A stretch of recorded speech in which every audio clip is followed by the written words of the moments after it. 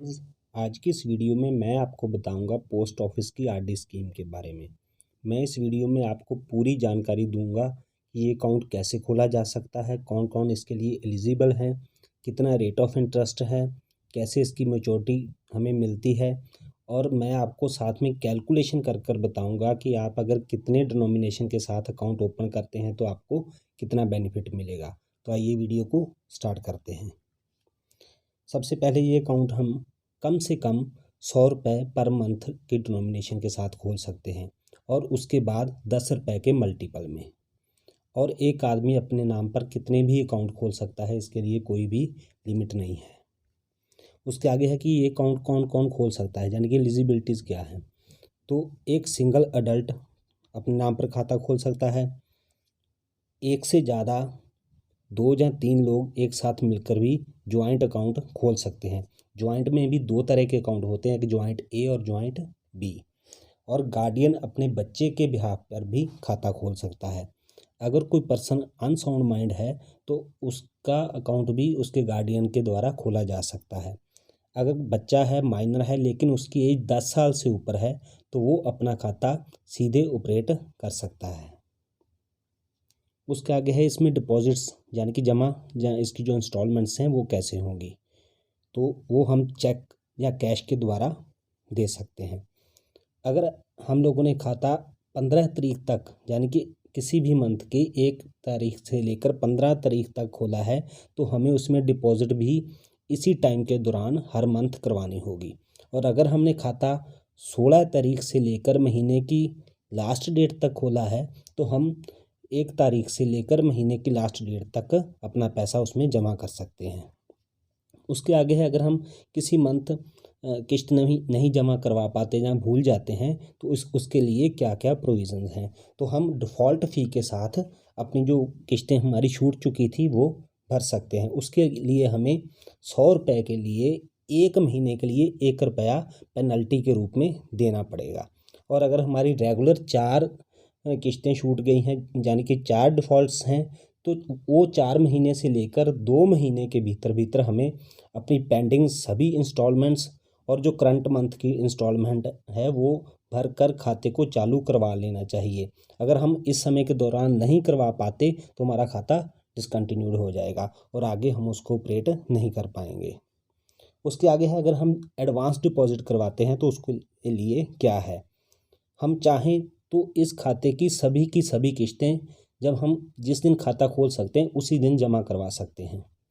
और अगर उसके बाद भी हम कभी भी चाहते हैं कि हम एडवांस में डिपॉजिट करवाएं तो हम करवा सकते हैं। उसके लिए हमें कुछ बेनिफिट भी मिलेगा।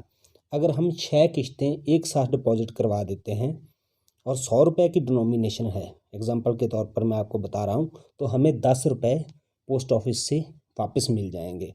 और अगर हम 1 साल की किस्तें एडवांस करवा देते हैं, यानी कि 12 जो इंस्टॉलमेंट्स हैं वो एडवांस में जमा करते हैं, तो हमें 40 रुपये वापस मिल जाएंगे। उसके आगे है लोन। इस अकाउंट पर हमें लोन की फैसिलिटी भी मिलती है। अगर हमारा खाता लगातार एक साल तक चल चुका है, यानी कि हमने 12 इंस्टॉलमेंट्स उसमें पे कर दी हैं, तो हमने जितना भी अमाउंट 1 साल में जमा किया है उसका 50% हम लोन के रूप में ले सकते हैं अगर हमें ज़रूरत पड़ती है। उसके लिए हमें जो भी आरडी का रेट ऑफ इंटरेस्ट उस समय चल रहा होगा और प्लस 2% एक्स्ट्रा हमें देना होगा। उसके आगे है प्री मैच्योर क्लोज़र। अगर हम खाते की डेट जो उसकी अवधि है वो पूरी होने से पहले खाता बंद करवाते हैं तो उसके लिए क्या क्या प्रोविज़न्स हैं। हम 3 साल के बाद अपना खाता बंद करवा सकते हैं, डेट ऑफ ओपनिंग से लेकर 3 साल तक। अगर हम इस स्थिति में अपना खाता बंद कराते हैं, मतलब 3 साल के बाद, और 5 साल पूरा नहीं चला पाते, तो हमें जो रेट ऑफ इंटरेस्ट है वो आरडी का नहीं मिलेगा, वो पोस्ट ऑफिस सेविंग अकाउंट का जो इंटरेस्ट होगा वो मिलेगा, यानी कि थोड़ा कम मिलेगा। उसके आगे है मैच्योरिटी। जब हमारा खाता 5 साल चल चुका होगा डेट ऑफ ओपनिंग से लेकर, तो हमें उसका जो ब्याज के साथ हमारा पैसा है वो मिल जाएगा।